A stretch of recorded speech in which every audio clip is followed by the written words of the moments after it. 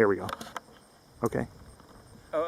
We often get the question sometimes about do we have to plant after forestry and logging operations, and the answer to that is no.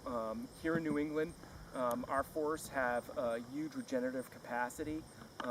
So species, hardwoods especially, they can sprout from the stump when they're cut, and they can also sprout from seeds. So usually in the ground there's quite a bit of a seed bank in there, so that could be stuff like pin cherry, but you also have acorns and then seed that comes in from the surrounding tree species.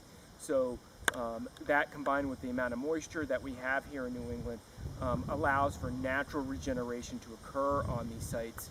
And you have to remember that these areas, many of these areas were cleared in the 19th century and had grown back, cleared for farmland.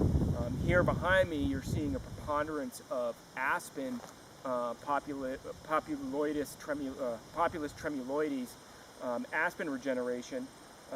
And aspen is a unique species because it regenerates and sprouts from vegetatively from the rootstock. So when the main tree trunk of the aspen is cut, that removes what we call the apical dominance of that tree, and that signals the tree to start to regenerate sprouts that will come up to keep that tree alive and be able to get those resources from the sun to stay alive. And so it has, aspen has the ability to shoot up many of these sprouts that all came from, many of these came from a single tree, and so it allows that rootstock to stay alive, and it creates that dense structure that, especially for these young forest habitat projects, that we really want to have.